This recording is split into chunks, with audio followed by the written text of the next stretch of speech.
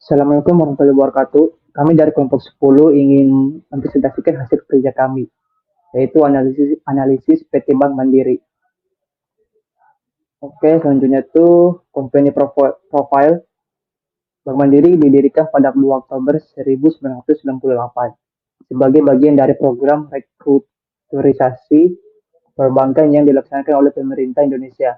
Bank Mandiri memiliki 2.050 kantor cabang dengan memperkerjakan sebanyak 33.982 pegawai di seluruh Indonesia. Bank Mandiri melaporkan jumlah ATM yang dimiliki saat ini sebanyak 11.614 yang tersebar di seluruh Indonesia.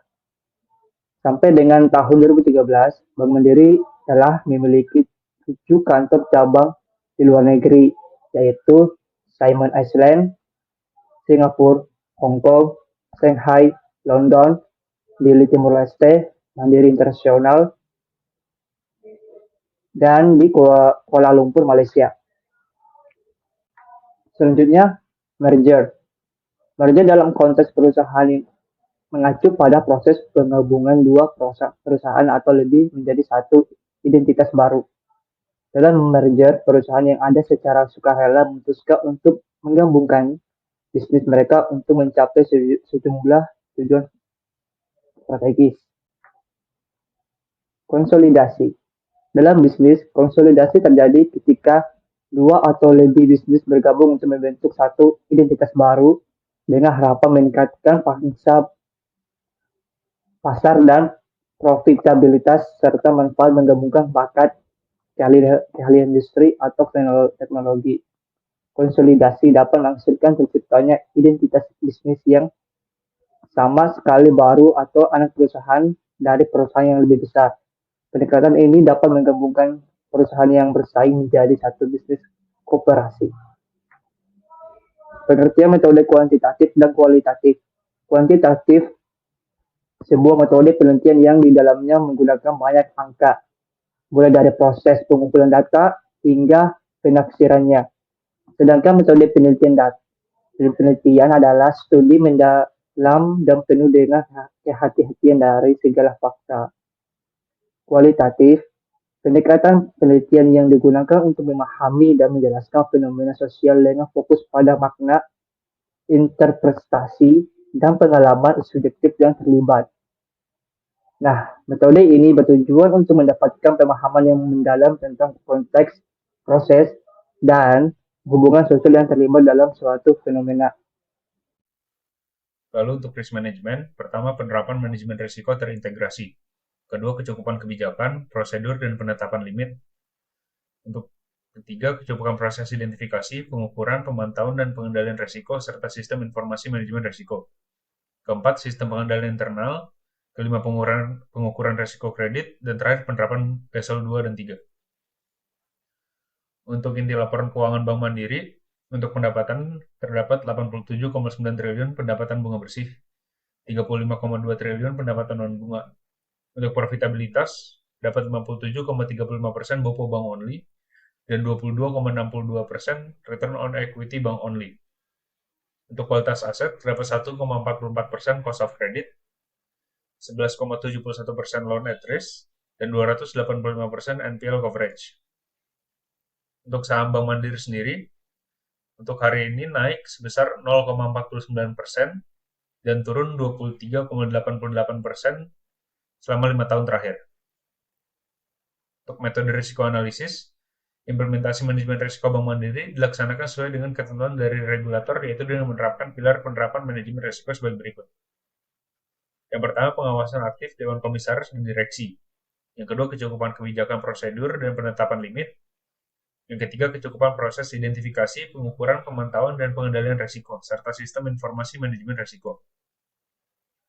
Untuk risiko bisnis dan finansial, dasar penerapan manajemen risiko dalam penerapan manajemen risiko Bank Mandiri senantiasa patuh dan taat terhadap regulasi dan perundang-undangan yang berlaku di Indonesia dengan mengacu pada Surat Edaran Bank Indonesia Nomor 931 DPNP tanggal 12 Desember 2007, Peraturan OKJ Nomor 17, POJK Nomor 3 tahun 2014 tanggal 18 November 2014, Peraturan Otoritas Jasa Keuangan Nomor 4 POJK 03 tahun 2016 tanggal 26 Januari tahun 2016, dan Peraturan Otoritas Jasa Keuangan Nomor 11 POJK 03 tahun 2016 tanggal 2 Februari 2016. Nah, selanjutnya ada analisis SWOT.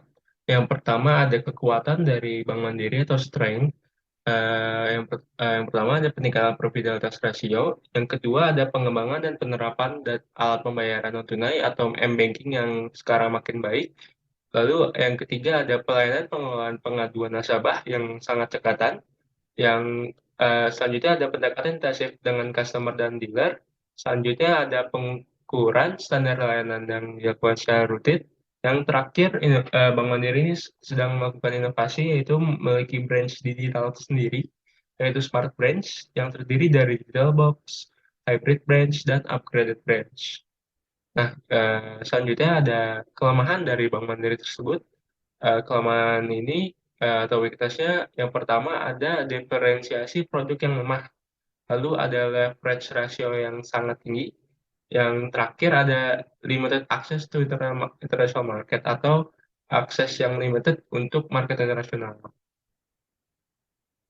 Nah, dari analisis SWOT ini ada opportunities juga. Opportunities-nya ada konsumsi dan perkembangan akan internet, terutama sosial media yang cukup masif, dan lalu ada tren positif juga penggunaan mata uang elektronik dalam transaksi, contohnya pakai QRIS dan uh, e-payment yang lain seperti GoPay dan lain sebagainya, dan itu tren tergradasi.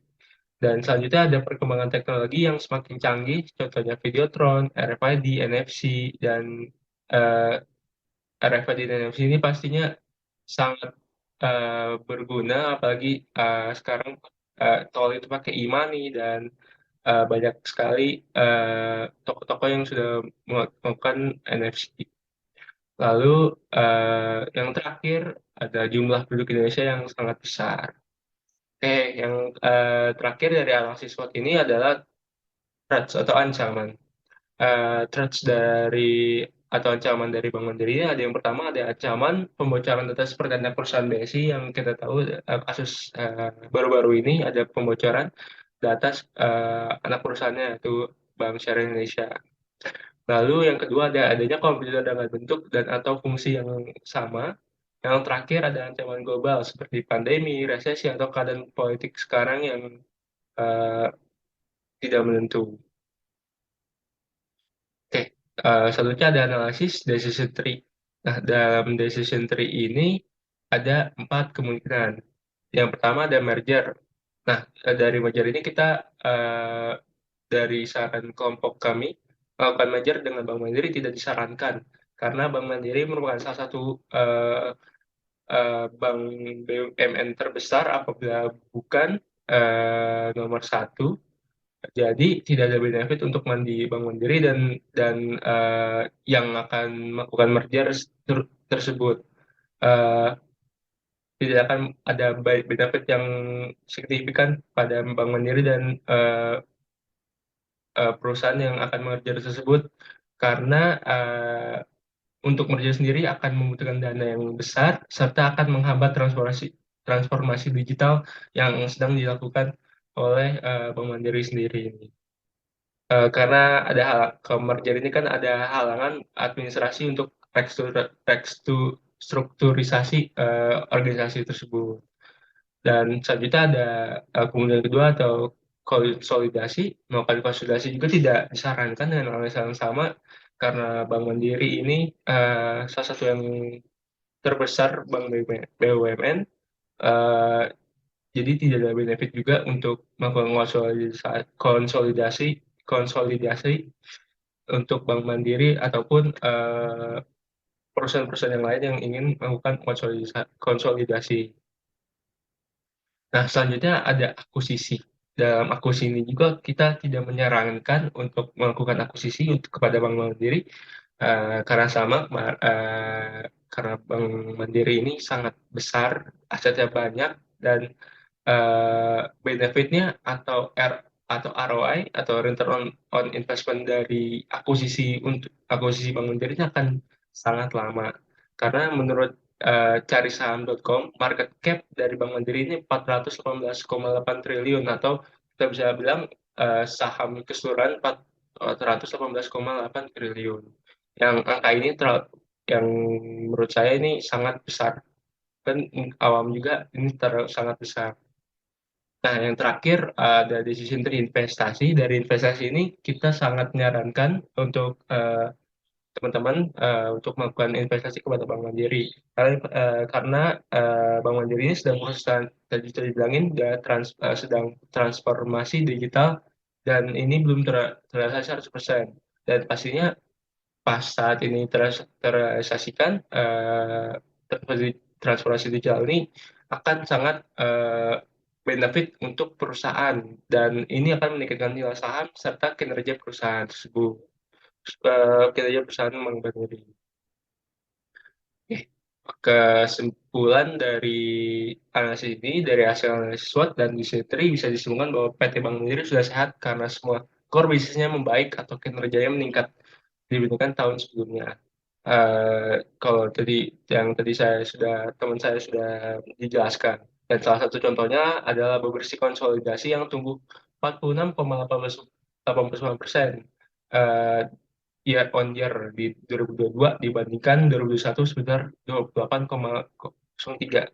Kalau tadi teman saya bilang 2022 ini sedang menyentuh 41 triliunan. Dan dari hasil decision tree juga disarankan untuk melakukan investasi karena tadi sudah dijelaskan karena Bank Mandiri sedang memproses transformasi digital yang belum 100% terrealisasikan dan besar kemungkinan akan meningkatkan nilai saham serta kinerja perusahaan setelah melakukan uh, transformasi digital ini. Oke, sekian dari presentasi dari kami, kelompok kami. Maaf bila ada salah kata. Wassalamualaikum warahmatullahi wabarakatuh.